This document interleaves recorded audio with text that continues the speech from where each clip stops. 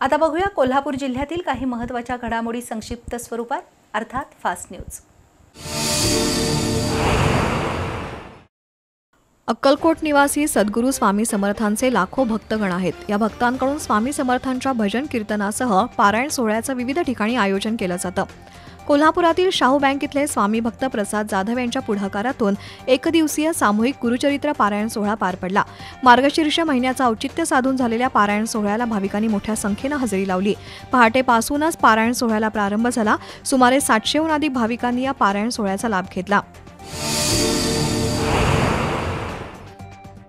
संस्कार शिदोरी मंचच्या स्मिता खामकर यांच्या पुढाकारातून 1000 महिलांच्या सहभागातून तुळजाभवानी देवीच्या नावाची महागोधडी तयार करण्यात आली आहे। या महागोधडीसाठी 100 मीटर कापड आणि 100 दोऱ्यांची रीळ वापरण्यात आली आहे। या निमित्तानं नुकताच शिवाजी पेठेतील छत्रपती शिवाजी मंदिर इथं कुमकुमार्चन सोहळा झाला।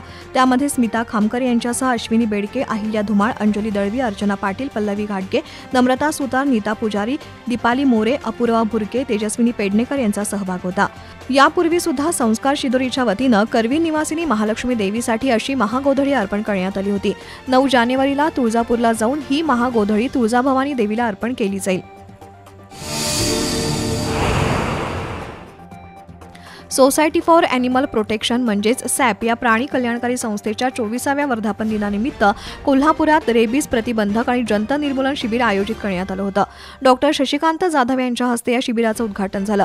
सॅपचे veterinary officer doctor Shamrao Patil, सचिव पूजा सावंत, अजित हरणे, रोहित जाधव यावेळी उपस्थित होते। मिशन रेबीज तर्फे रेबीज प्रतिबंधक लस मोफत पुरवण्यात आली। त्यातून कुत्रा आणि मांजरांसाठी रेबीज प्रतिबंधक लसीकरण करण्यात आलं। तसंच जंत निर्मूलन औषधं देखील मोफत देण्यात आली। साई फार्मा, वसंत ॲग्रो, वेंकस आणि आयरिस यांचं या शिबिरासाठी सहकार्य लाभलंय।